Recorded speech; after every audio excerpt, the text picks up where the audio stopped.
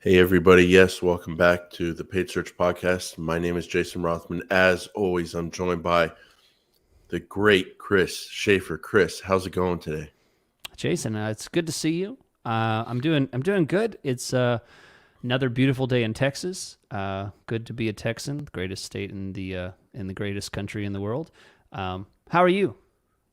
Doing real good. Doing real good. It's the middle of June. Summer's Mm, kicking in.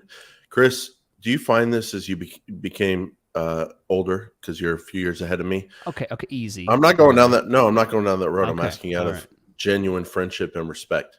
Okay. Do you find yourself, the stereotypes not the right word, but norms or customs, do you find yourself falling into more and more cultural norms as you got older? I find myself doing that. Let me give you an example. Okay. Summer, it's hot. I'm older. Mm-hmm. I'm a businessman. I'm Mm-hmm. things are going fine. I'm established. I'm calm. Mm-hmm. Testosterone is just dropping like a Yeah. rock Yeah. every month. Yeah. But anyway, I'm a little bit older now, Uh-huh. and during the summer, the main thing I want to do is just put on some sunscreen and just sit in the sun and just Soak it slow up. it down a little. Slow it down a little. No, I'm not saying not working. Okay. I'm not saying 3-month European vacation. I'm saying Right. just slow it down a little bit. I used to make fun of those people. I've done it on the podcast. I used to say, I'm working all summer long. I don't know about these people that slow down in the summer. But now I find myself going, you know what? It's a long year. We'll hit it hard in the fall. Let's take a little time to enjoy the sun and just chill out a little bit in the summer. I find myself doing that. And I feel like I'm going into a norm that people do, and I understand it now because I'm feeling it myself. Hmm. Do you find yourself doing that as you get older? Uh, the older part I identify with. The summer thing I'm not feeling quite as much because I really don't like vacations and I don't like leaving my house. So that part culturally I don't identify with, but It I'm with it's you not so on the much older thing. it's not so much a vacation. It's more of a, you know, let's take a half day or on a Friday kind of vibe. Right. Summertime. Throughout the Yeah. summer, yeah. Yeah. I don't know. I I just find myself falling into it, and I'm like, okay, as a young man, I it's, used to yeah, think I would never do that, but as an older man with the testosterone, just boom, you better look just, down. you're You really better keep looking because I don't know just, where it went. I find myself doing some things like I like slowing that. down in the summer. I do love watching you go through your life stages. I remember pre-marriage, pre-baby Jason just blossoming into this amazing older gentleman with wisdom. It's just nice to Yeah, watch, Jason. It's great to yeah. watch. You're in a different phase of life than when you started the show, and I am Yes, in a different phase of life than when I absolutely. started the show. It's incredible. It's not Yeah. that long a time period, No, 2016, but in both seven of our years. lives, yeah. Yeah. It's fun for people out there. There's people who we put on this podcast, From and then all of a sudden, that first month, there were like 50 downloads, and we're like, "Where did this come from?" But yeah. people are actually out there. Some people within those first 50 are Yes, still are still listening today. here. I So know. thank you for that. Yeah, We've heard from them, and we've heard from them because some of them email us the questions that we're going to go through today. Long time listeners. So yeah, I'm excited to go through those. And before we jump in on this, as Jason said so eloquently last week, the second best Google Ads Q&A we've ever done. well, I want to tell you we don't know yet, but that's the way it's shaping up to be. okay, yeah. I want to tell you guys about Optio. Optio is the first greatest Google Ads management software under the sun. It is a phenomenal program with so many very specific tools. Okay, there back in the day, you had to have a reporting system. You had to have a dashboard system. You had to have a budget management system. Maybe it was a spreadsheet. You had to have all these. Now you can have all these tools in one, and it's a one-stop shop for many things that you need to accomplish. And here's the thing: I'm very much a freelance focused I do one thing kind of guy. That's what Optio is. They do one thing. They do Google Ads, and they do it well. This is not a marketing platform. This is not, they do one thing and they do it excellent. So if you're like us, you really want to own this market. You really want to do the best you can for your company, for your agency, for your clients. Optio is the tool you need to try. Go to optio.com. That's op.com/PSP. Get an 8-week for free on us. We thank them for their sponsorship. Okay, great, Chris. So let's dive into our Q&A. Send us your questions at paidsearchpodcast.com. We do these Q&As every few weeks. One of the most popular things we do. I want to thank Daniel. How's it going, Dan? Danny from Chicago. What do you go by? I think he goes by Danny. Windy City. Still waiting on a client, Chris, from Chicago. Been doing this since freaking 2014. Third or fourth biggest city in the country. And there's just something about Chicago. They don't come my way. Yeah. I've got two, I believe. Go for you. Sorry. Why don't you share? Yeah, why don't you share? Sorry. No, I can't. They like me. Okay, so I like you too. So Danny from Chicago. What happens if you have the same keyword in 2 Google Ads campaigns? So Chris, Danny wrote in, longtime listener, and basically he wants to know something, and then I want to add on to that. So he wants to know, he basically wants to optimize for 2 different conversion actions, automated campaign strategy, 2 different actions. He wants to optimize the same keyword for 2 different conversion actions. And he's thinking about doing it in a separate campaign. So the first question is, how do you optimize a keyword for 2 different conversion actions? And then number 2, I want to add on to that. What happens if you have the same keyword across different campaigns or different ad groups in the same account?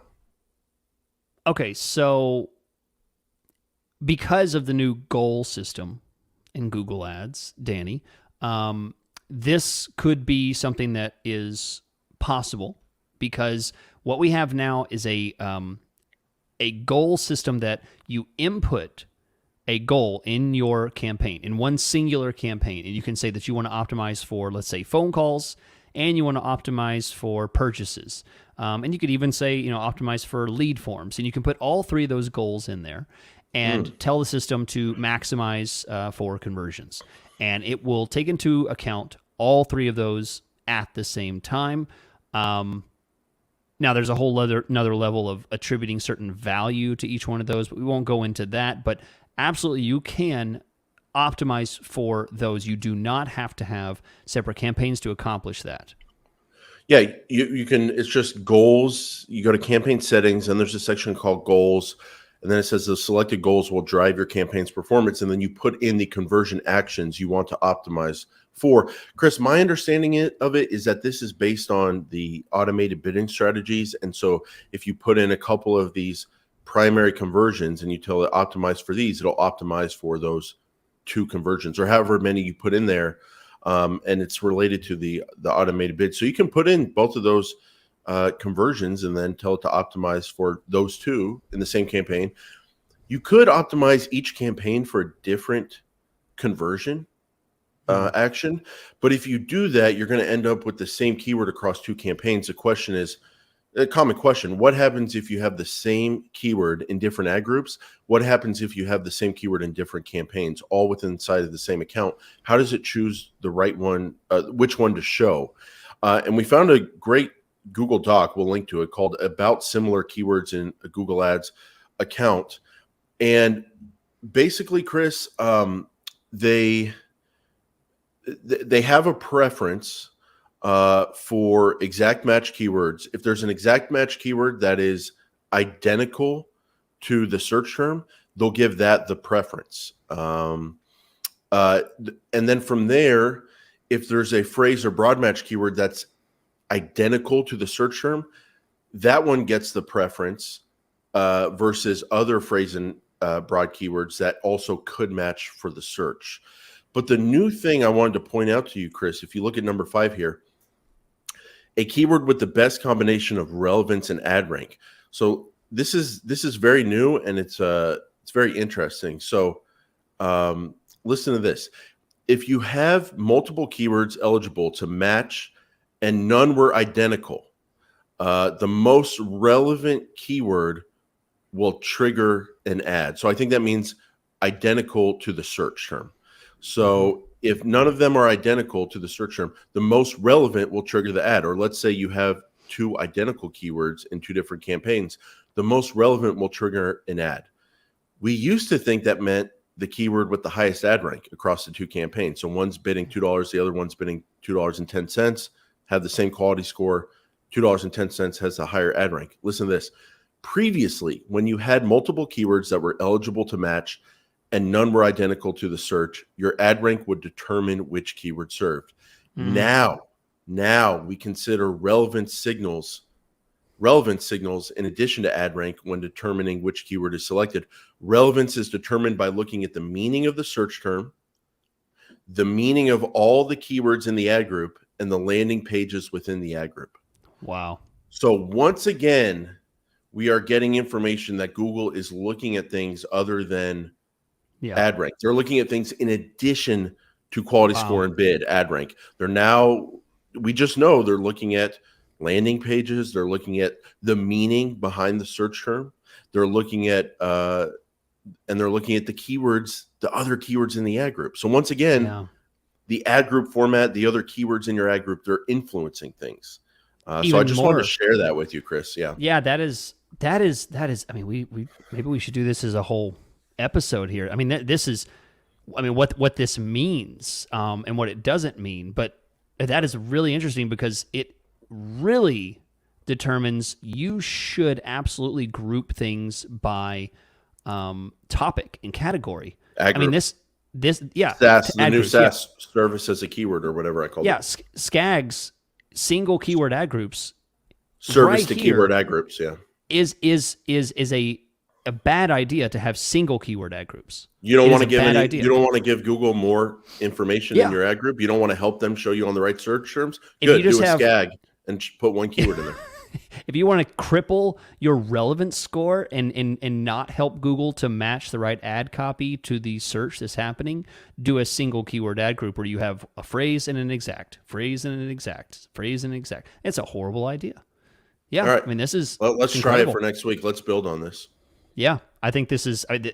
I'm so glad you brought this up. Absolutely news to me. I mean, it doesn't make a difference in how we manage. 1 week ago, you gave me grief before the episode because I was messing a little bit. You remember, the audience remembers. You gave me grief before the episode. Then we had a little fight on the air. Then we tried to make up before the break, and you would not apologize, but I let it go. You gave me a lot of grief before the show. Which way should we read it? Are you going to add this in? Why did you add this in? Yeah. Aren't you glad I added something in, Chris? Oh, I'm so glad you're here. Yes. You contribute, Jason. And this is great. I really do think we should push on this a bit and talk more about it because it is news. If it's news to us, then I'm sure it's going to be relevant to many other people. Okay, Chris. So let's answer Tom from London's question. Tom from London. Tom writes in and he's basically asking us about Bing ads. What do you guys think about Bing ads?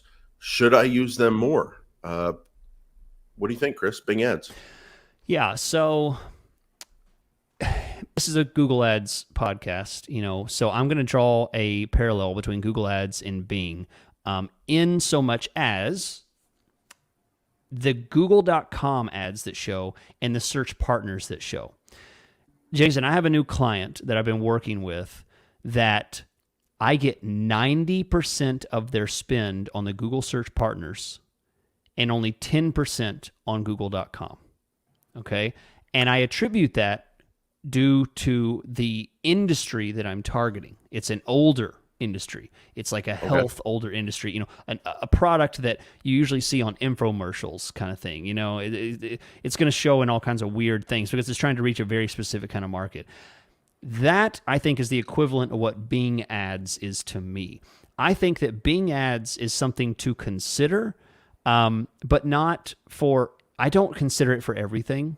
I think that it is a great system to use when it matches. And for me, my experience is it seems to be a much older demographic that uses it, because I tend to get a lot more from, if it matches that demographic, if that's what my kind of audience that I'm going after. What do you think? Am I off? Do you agree with me? No, I think that's got to be right, just based on market share, because obviously Google has a much bigger market share on mobile, even though they have a huge market share on desktop, because on mobile, they're the default search engine on iPhones, and then they're the default search engine on Androids. So they're the default search engine on mobile. But in desktop, I guess some people don't buy Apple computers. I don't know what they're doing, but some people don't. Yeah. And maybe they have Windows on there, and then if Windows is, I don't even know. But I know Bing is the default in a lot. I literally don't. I don't know what they're doing. Yeah. But it is the default out there. Bing is on some desktop. What I will say is this: should you do Bing? I mean, it's hard to argue not to do Bing. It's just a question of resources and time management and budget management, and also the industry. So yes, if you're in an industry where you think there's more older people, where you think desktop is going to be more of a big deal for you than mobile, and you have some budget to spare, you could start on Bing initially as well. But if you're going to be mobile focused, if your audience is younger, and by younger I mean like under 45, 50 at this point. And if your budget is limited, like if you have $1,000 a month or $1,500 or $2,000 and you think your market's way bigger than that, what I do is dial it in on Google Ads. Get your Google Ads running perfect after 3 to 5 months, and then you can copy it over to Bing and run a dialed in Bing account after you've set it up on Google Ads and have it where you want to be, as opposed to trying to make it better, trying to make it better on Google, and then doing the same thing on Bing. I think just make it better on Google with your limited resources and then copy it over to Bing. But if you have an industry that would be perfect for Bing, maybe also start there as well. And what I would say in terms of results over there, I've seen good results over there. I've seen really good results over there. Just like Google Ads. To me, I kind of look at them the same. Like we talked about last week, Chris, search terms. And I do the same things I do in Bing that I do in Google Ads. The one thing I'm surprised about, sometimes the budget I'm able to spend on Bing is surprising to me. Like sometimes I'll have a $2,000 a month budget on Google Ads and I can spend $2,000 on Bing. Or sometimes I have a $10,000 a month budget on Google Ads and I can spend $4,000 on Bing. And I thought I was only going to be able to spend $1,000. Sometimes I have been surprised at the volume on Bing. Yeah, that's a good point. It's often hard to guess. It may not be enough to just kind of guess based on the kind of audience you think you're reaching out to. You really don't know what Bing could bring in. And guessing is the wrong thing to do with Bing. And this is what I advise clients. You think about it like we talked about, industry, how much budget do we have, resources, do we want to dial it in on Google Ads first? You think about it. Then you make your decision. You don't guess. You make your decision. And the reason I say that is because you don't really know what you're going to get with Bing in terms of volume until you start running. And you do know what you're going to get generally with results on Bing. It's going to still be search terms based. It's search advertising. You'll probably get pretty similar results. So if you want to do it, do it. Don't guess about volume. Just give it a budget and start running if that's your decision. Chris, I want to make a decision here and go to the land down under to Tom again. Tom from London, now he's in Queensland, or is it? Do you think it's a different Tom or not? It's probably a second. There might be 3 Toms in the world, so it's probably a different Tom. I'm gonna say. Could be a different Tom. Maybe Tom travels. Maybe Tom's a jet setter and went on vacation and was like, I'm going to write in another question. But also, I assume we have so many listeners that there's probably more than one Tom. That's why I'm saying it's more Tom, because of all of our millions of listeners, we probably have more than. Next question is going to come from Oliver. Just to preview it, honestly, weekly listeners, listens every week. Okay. And you had to put $1,000 on it. And I'm serious. I would take that money if you're wrong. What's the over under? Do we have at least 2 Olivers that listen to us weekly globally, or just one? $1,000. What would you honestly bet? Worldwide? No, worldwide. Worldwide, yeah. I think so. Because I don't think I know 0 Olivers in my life, but I Yeah. bet Oliver is a more common name In Europe, maybe. outside the U.S. Yeah. Okay. That is a very tough one. Yeah. I'm going to say yes. If you are an Oliver and you listen to us weekly, please just let us know so we can see Paid if we Search would have won or Podcast lost or money. tweet or whatever our Facebook thing is. Just write in. You don't need to put a question or anything. Just go to the Say, I'm paidsearchpodcast.com an and write Oliver. in. My name is Oliver. Yeah. Yeah. But this question comes from Tom, Chris. Tom. We've completely, yeah. Remember Tom? Tom from Queensland.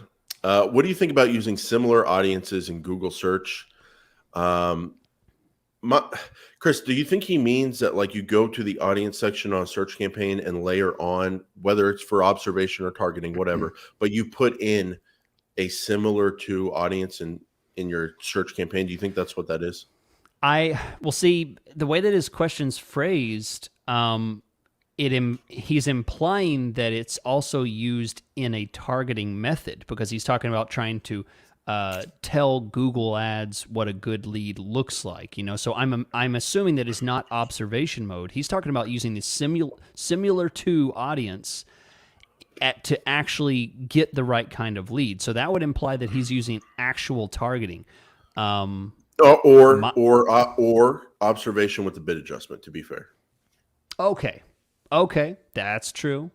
Yeah. But do you ever do that? Do you ever put on, whether it's targeting or observation, do you ever put on similar to audience? No, I don't. I have not done. No, I have not done that either. The answer, the way you were like, you immediately cast that down. Well, because I had to even ask, like, how how would you go about doing this when I was reading the question? I don't think it's a bad idea. I don't think it's a bad idea. Really? As long as, Chris, if you're on observation, it's not a bad idea. Observation. It's safe. It's at 0% bid adjustment. It's the same thing you'd be getting otherwise. You're just observing. And if anybody happens to be on a similar to your remarketing audience list and is in your area, on your schedule, and searches one of your keywords or search term that makes one of your keywords run, you're going to get data on that similar to audience. I don't think there's anything wrong with doing that on observation level and seeing what the data comes in as. Now, Tom is asking about training Google to increase the bids on that traffic. I don't think there's a way to train Google to do that.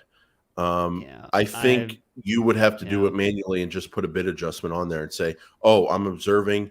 I have a higher conversion rate when someone's in a similar to audience.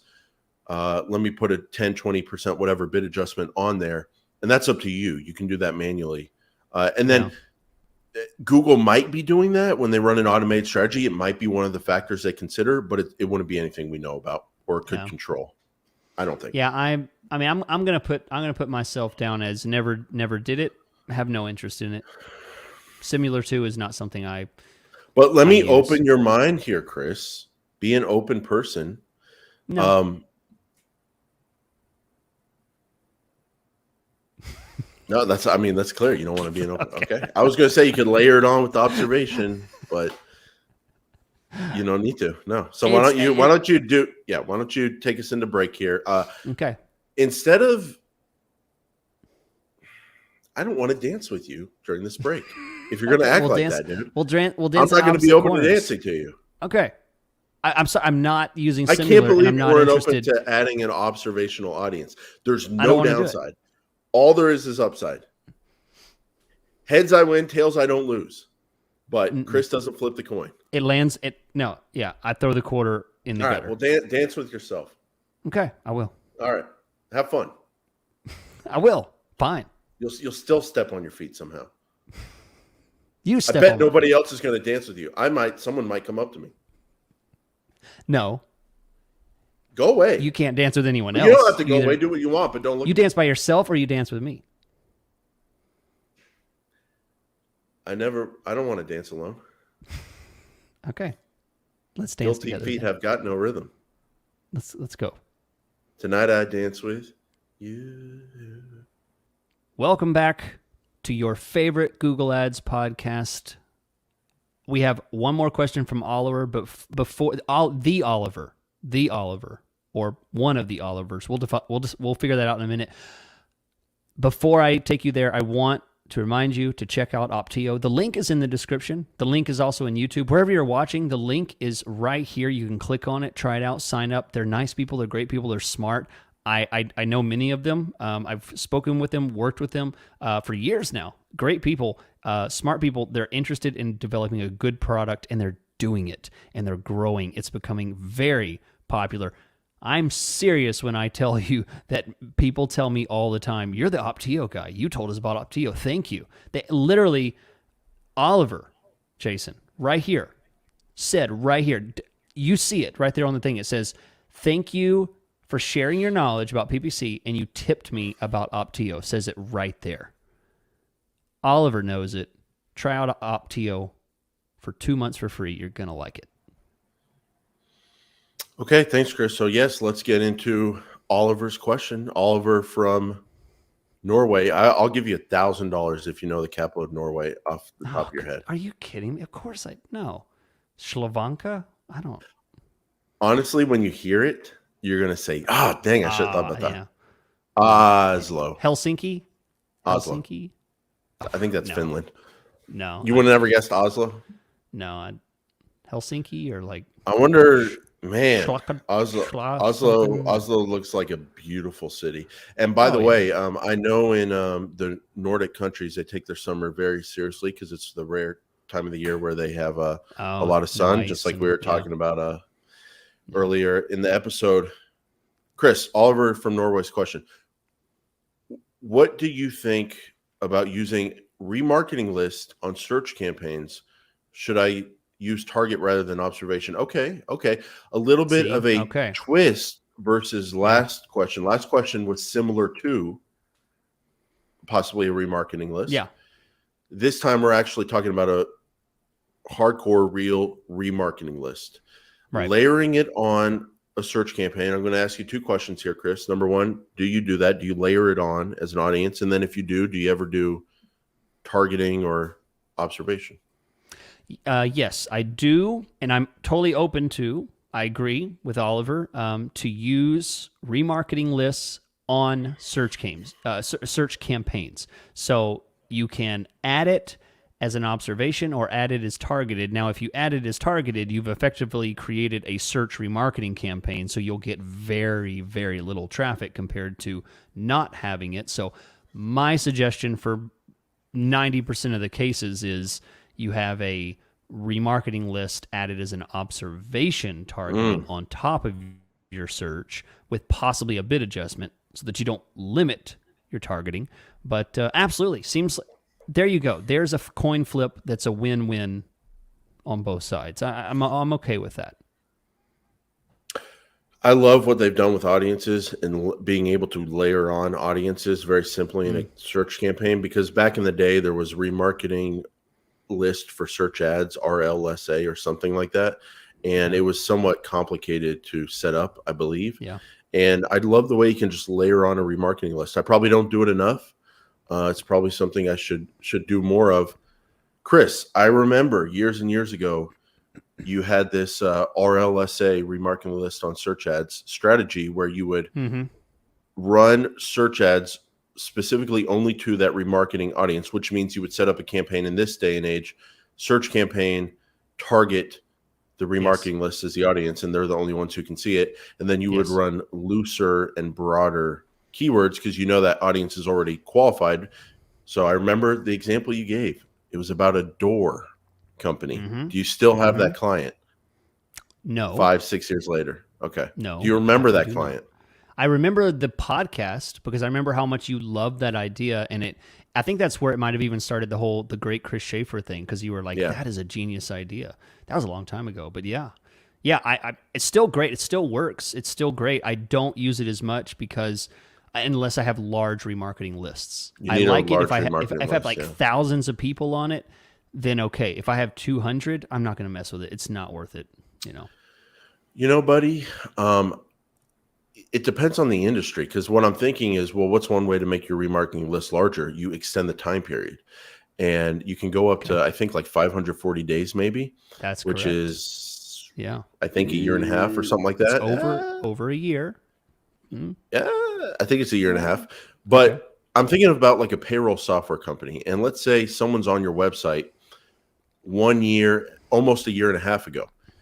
Or say they go to your website for the next 18 months, as long as they're searching about payroll, I think it's interesting to kind of hit them with a search ad for a Yeah. very low bid or whatever, because Okay. maybe if they didn't go with you, maybe they're not happy with who they went for.